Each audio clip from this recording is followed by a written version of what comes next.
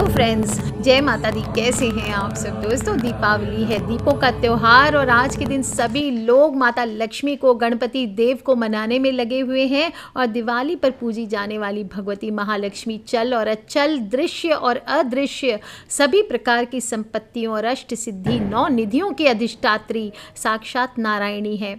भगवान श्री गणेश सिद्धि बुद्धि के प्रदाता हैं, शुभ लाभ के स्वामी हैं, सभी अमंगल और विघ्नों के नाशक हैं, सद्बुद्धि को प्रदान करने वाले हैं। इसलिए दिवाली के दिन इनकी समवेत पूजा करने से मनुष्य के सभी कल्याण मंगल होते हैं, आनंद प्राप्त होते हैं। और इस रात्रि में एक चौमुखा दिया जलाकर रात भर जागरण करने से कहा जाता है, एक और जहां शुभ और मंगल प्रदायक होता है, वहीं महादेवी की पूजा करके इस रात्रि में तेज सुगंध के साथ आपको माँ की पूजा करनी चाहिए। तेज सुगंध, अष्टगंध आदि का प्रयोग करें, धूप दीप अगरबत्ती जलाएं और फिर अपने मुख्य द्वार पे ढेर सारी रोशनी करें, मुख्य द्वार को सजाएं और साथ ही साथ अपने मकान को, अपने घर को रोशन करना चाहिए। कहा जाता है इस रात्रि में माता लक्ष्मी दरिद्रा अपनी बहन दरिद्रा के साथ पृथ्वी पर आती है, और जिस भी घर में ढेर सारी रोशनी दिखाई देती है, ढेर सारी सुगंधित चीज़ें होती है, ढेर सारी लक्ष्मी कारक वस्तुएं जैसे हत्ता जोड़ी आदि सिद्ध करके रखी हुई होती है, वहाँ पर माता लक्ष्मी नेटवर्क जैसे होता है, टावर होता है ना, नेटवर्क देता है। इस तरह से ये चीज़ें माता लक्ष्मी को अट्रैक्ट करके आपके घर की ओर लेकर के आता है। दिवाली की रात है, टोने टोटके की रात है, और इस रात्रि में छोटे छोटे उपाय करके भी आप माता लक्ष्मी को बहुत ही जल्दी प्रसन्न कर सकते हैं। घर की शांति बढ़ाने के लिए, जीवन की समस्याओं से छुटकारा पाने के लिए, व्यापार में लाभ पाने के लिए। और कहा जाता है कि इस रात्रि में पूजन करने के बाद कुछ खास काम हैं जो आपको ज़रूर करने चाहिए, जिनको करने से माता लक्ष्मी का निवास आपके घर पे स्थायी रूप से होता है। एक तो जब आप पूजन कर लें, इसके बाद आपको घर में गौमूत्र का छिड़काव करना चाहिए। पूरे घर में कोने कोने में आप एक स्प्रिंकलर ले लीजिए, स्प्रेयर में डाल सकते हैं गौमूत्र, और या फिर ऐसे ही हाथ से छिड़क के आपको घर में गौमूत्र का छिड़काव करना चाहिए। और घर के जो मुख्य दरवाज़ा है वहाँ पर भी गौमूत्र का छिड़काव करना चाहिए। इससे आपके घर में मौजूद जितनी नकारात्मक शक्तियाँ होती है वो दूर हो जाती है, आपके घर में सुख समृद्धि का वास होता है। जिन लोगों के पास गौमूत्र नहीं है कोई कारणवश, तो वो आप हल्दी के जल का छिड़काव कीजिए। एक कटोरी में थोड़ी हल्दी ले लीजिए, उसमें जल खूब सारा मिला के उसका छिड़काव भी कर सकते हैं। गंगा जल मिला लीजिए अगर है तो, ये सर्वश्रेष्ठ होगा।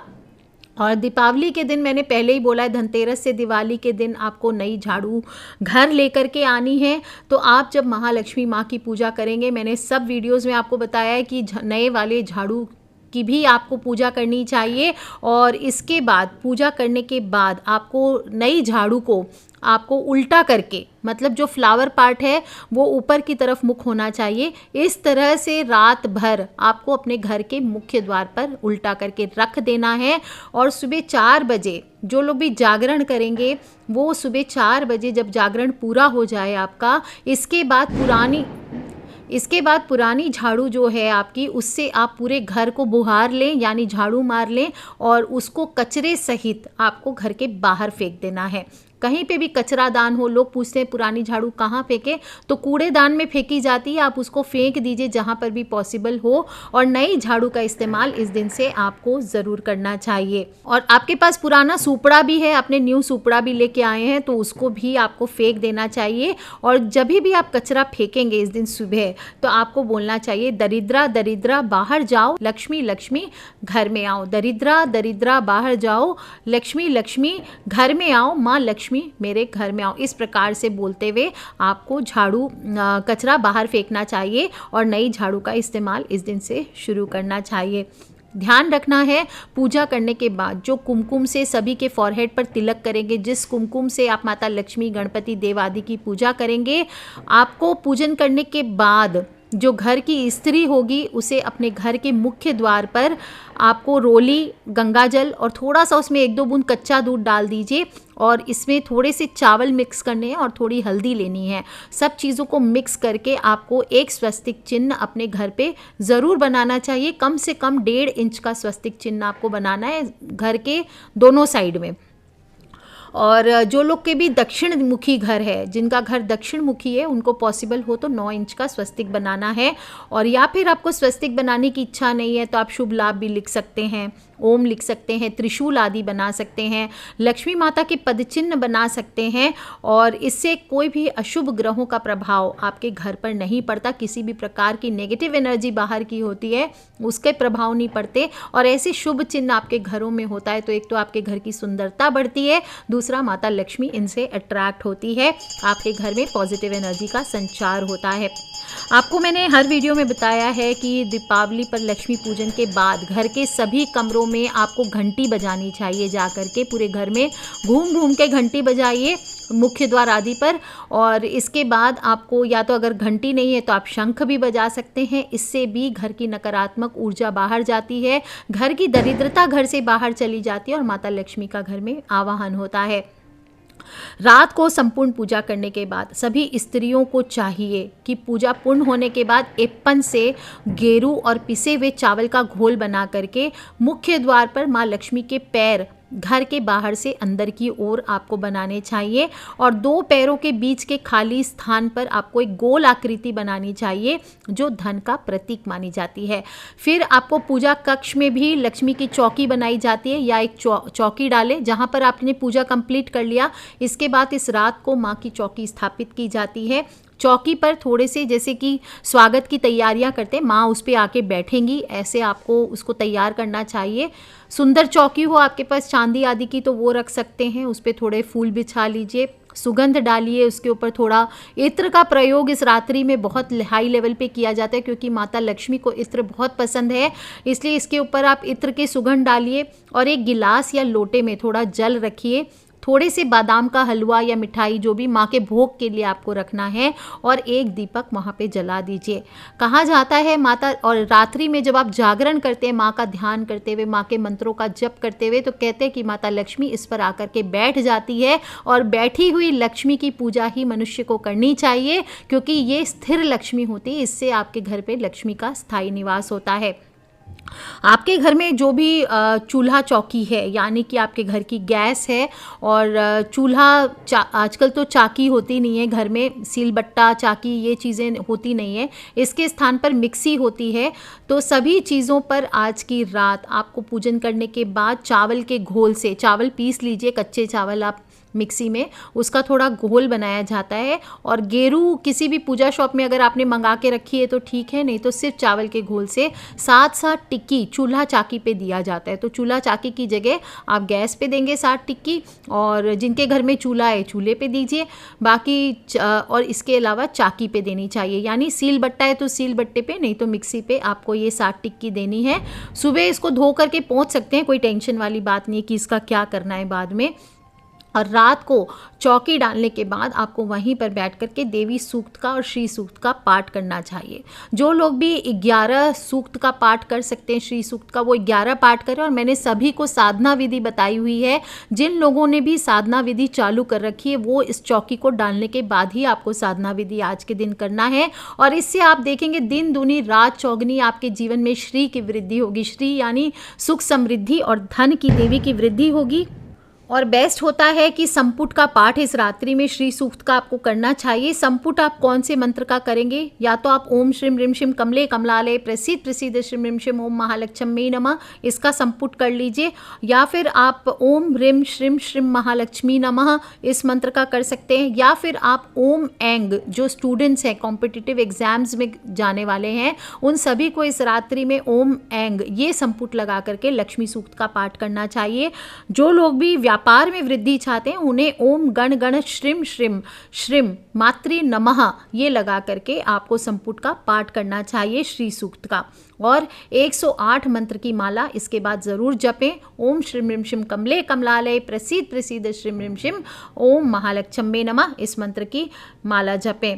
कनकधारा स्तोत्र भी पढ़ सकते हैं, लक्ष्मी सहस्त्र नाम कर सकते हैं, विष्णु सहस्त्र नाम का पाठ, ये सभी चमत्कारी माने गए हैं। उत्तरी में जब सिंह लगन आएगा या महानिशित काल की पूजा होगी, आप लास्ट वीडियो में देख लीजिए, सब टाइमिंग्स या डिस्क्रिप्शन बॉक्स में आपको टाइमिंग मिल जाएंगे, महानिशित काल की क्या घड़ी है, या फिर आपके सिंह लगन की कौन सी घड़ी है, इसमें आपको आपके पास जो भी अभिमंत्रित लक्ष्मी कारक चीज़ें हों, हत्ता जोड़ी हो, दक्षिणावर्ती शंख हो, गोमती चक्र हो, कस्तूरी हो, पीली कौड़ियाँ हो, श्री यंत्र हो, कोई भी चीज़ हो, इसको रख करके आपको पूजन करना चाहिए। इस पर आपको एक चुटकी सिंदूर चढ़ाना चाहिए। और जिन लोगों के पास विशेष रूप से हत्ता जोड़ी है वो बोलेंगे अक्क हत्ता जोड़ी मम कार्य सिद्धि कुरु कुरु स्वाहा। इस मंत्र का आपको बोल करके 108 चुटकी सिंदूर आपको हत्ता जोड़ी पर चढ़ा के, या श्री यंत्र है तो श्री यंत्र पर चढ़ा के आपको पूजन करना चाहिए। और अगले दिन सुबह आपको इसे बांध करके आपको किसी भी लाल कपड़े में या रेशमी पीले रेशमी वस्त्र में आपको तिजोरी में स्थापित करना चाहिए। जो लोग इसे पूजा स्थल पे रखना चाहते हैं वो इसे पूजा स्थल पे भी किसी चांदी के बर्तन में या आपके पास स्टील की कटोरी आप उसी में रखिए, पर इसको सावधानी पूर्वक सिंदूर सहित आपको रखना चाहिए। जब भी इसका पूजन करेंगे, दिवाली पूजन के बाद आपको ये पूजन करना है, रात्रि में निशित काल में आपको ये करना है। इसमें आपको 1 लौंग, 1 इलायची, 1 कपूर की 2-3 टिक्कियाँ और सिंदूर ये ज़रूर चढ़ाना है। इस बात का ध्यान रखें। आपको ध्यान रखना है, अगर रात के समय ऐसे 10 बजे के बाद पीपल के वृक्ष के नीचे नहीं जाया जाता है, लेकिन दीपावली की रात अगर कोई पीपल का वृक्ष है या चौरस्ता है वहाँ पर जा कर के शमशान आदि में इस रात्रि में ना जाएं, क्योंकि बहुत तंत्र के कार्य होते हैं। इसलिए सावधानी पूर्वक शमशान के पास से आज की रात ना गुजरें।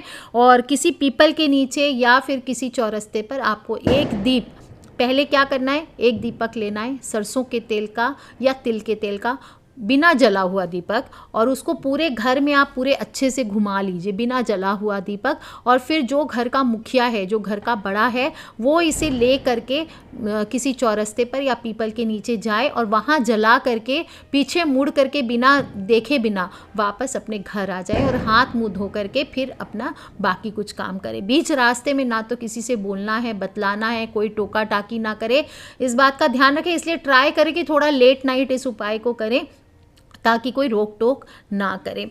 और एक दिया दोस्तों ध्यान रखना है, किसी गरीब के घर में हो सके, अगर आप अफोर्ड कर सकते हैं तो प्लीज़ किसी ऐसे घर में रोशनी करें, किसी ऐसे पर्सन के घर में दीपक जला के आएँ जिसके पास शायद खाने को पैसे ना हो, जिनके घर पे मिठाइयाँ नहीं, जिनके बच्चे भूखे बैठे हों। इससे खूबसूरत दिवाली पर कोई उपाय नहीं हो सकता है। इस तरह से गरीबों की सहायता करने से शनि हो, राहु केतु हो, इनके दोष शांत होते हैं और कार्यों में आ रही रुकावटें भी दूर होती है।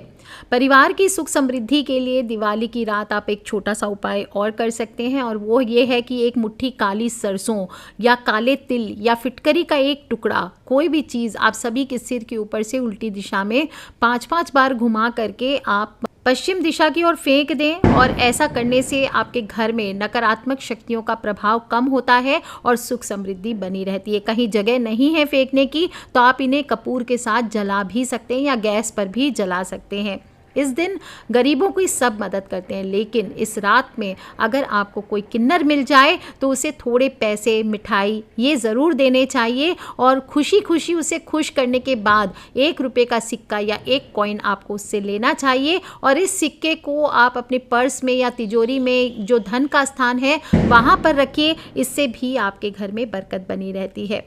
दोस्तों ऐसे तो शत्रुता होनी ही नहीं चाहिए, किसी से मन में शत्रुता आपको नहीं रखनी चाहिए। लेकिन अगर शत्रु हैं फिर भी आपके, ज़बरदस्ती कुछ लोग शत्रु बनना चाहते हैं तो वो बन जाते हैं, तो फिर भी उनसे रक्षा हेतु इस रात को, दिवाली की रात को, 1 साबुत नींबू, इस पर अपने शत्रु का नाम लिख दीजिए और उसे बहते जल में प्रवाहित कर दीजिए, या घर की दक्षिण दिशा में इसे फेंक देना चाहिए। और या फिर इसे किसी निर्जन स्थान पर या पीपल का उपाय करने जा रहे हैं तो उसके नीचे आपको दबा देना चाहिए। किसी भी निर्जन स्थान पे दबा सकते हैं, इससे एक तो शत्रु भय दूर होता है। ऐसा करने पर आपका शत्रु आपको नुकसान नहीं पहुंचा पाएगा और उसके हृदय में धीरे धीरे मित्रता उत्पन्न हो जाएगी।